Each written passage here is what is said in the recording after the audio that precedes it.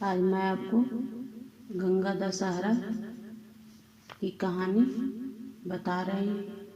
अगर मेरे चैनल में पहली बार है तो लाइक शेयर सब्सक्राइब कर दीजिएगा। ज्येष्ठ शुद्ध दशमी को गंगा दशहरा कहा जाता है।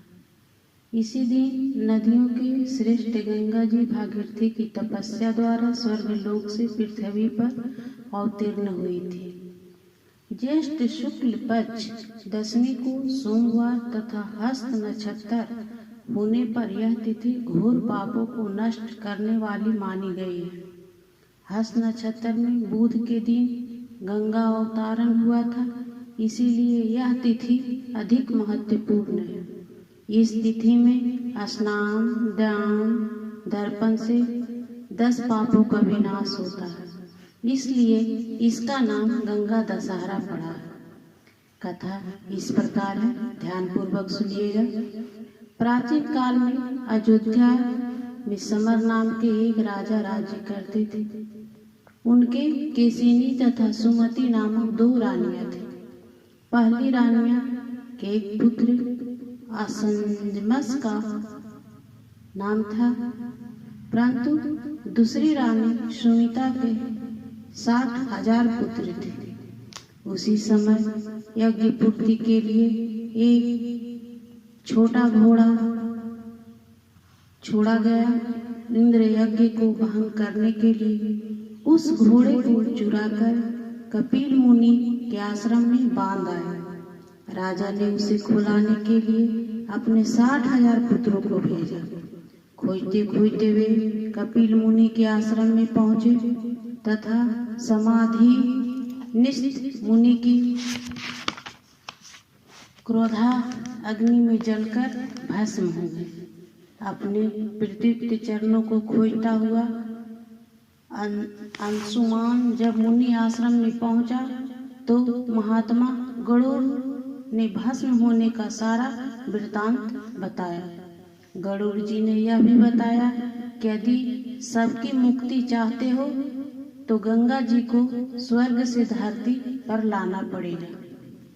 इस समय अश्व को ले जाकर अपने पितामह से यज्ञ को पूर्ण कराओ, उसके बाद यह कार्य करना।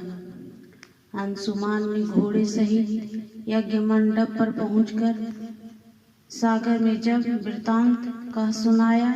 महाराज सागर की मृत्यु के उपरांत अंशुमान और उनके पुत्र दिलीप जीवन पर्याप्त तपस्या करके भी गंगा जी को मृत्यु लोक में ना ला सका। अंत में महाराज दिलीप के पुत्र भागीरथी ने गंगा जी को इस लोक में लाने के लिए कोणार्क तीर्थ में जाकर कठोर तपस्या की। इस प्रकार तपस्या करते करते कई वर्ष बीत गए। तब ब्रह्मा जी प्रसन्न हुए तथा गंगा को पृथ्वी लोक पर ले जाने का वरदान दिया। ब्रह्मा जी ने कम मंडल से छूटने के बाद तपस्या यह थी कि गंगा जी के वेग को संभालेगा कौन। विधाता ने बताया कि भूलोक में भगवान शंकर के सिवा किसी में यह शक्ति नहीं है कि गंगा के वेग को संभाल सके। इस आदेशानुसार भागीरथी को फिर एक अंगूठे के बल खड़ा होकर भगवान शंकर की आराधना करनी पड़ी। जब शिव जी प्रसन्न हुए तथा गंगा को धारण करने के लिए जटा फैलाकर तैयार हो गए। गंगा जी को देवलोक से छोड़ी गई और शंकर की जटा में गिरते ही विलीन हो गई। गंगा जी को ऐसा अहंकार था कि मैं शंकर की जटाओं को भेद कर रसातल में चली जाऊंगी। पुराणों में उल्लेख मिलता है कि गंगा जी शंकर जी की जटाओं में कई वर्षों तक भ्रमण करती रही, लेकिन निकलते ही कहीं मार्ग ही नहीं मिला।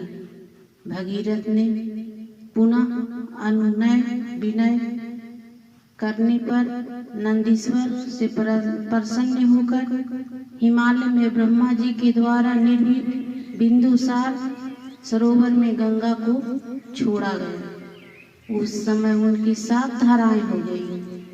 आगे आगे भागीरथी दिव्य रथ पर चल रहे थे, पीछे पीछे 7वीं धारा गंगा की चल रही थी।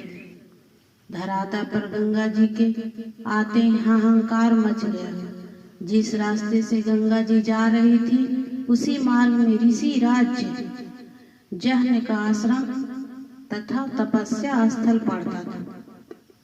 तपस्या आदि में विघ्न समझकर वे गंगा जी को पी गई। फिर देवताओं की प्रशंसा तथा प्रार्थना करके पर उन्हें पुनः जांग से निकाल दिया। तभी से यह जंघू पुत्री या जाह्नवी कहलाई।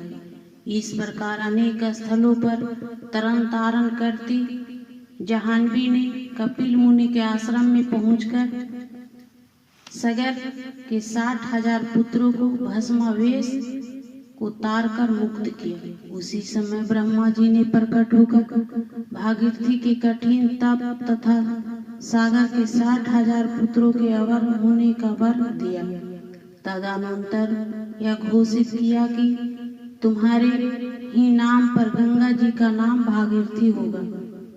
अब तुम अयोध्या में जाकर राजकाज संभालो। ऐसा कहकर ब्रह्मा जी अंतर्ध्यान हो गए। इस वरदान से भागीरथी को पुत्र लाभ हुआ तथा सुखपूर्वक राज्य भोग कर परलोक गमन किए। इस तरह गंगा को धरती पर लाया गया था।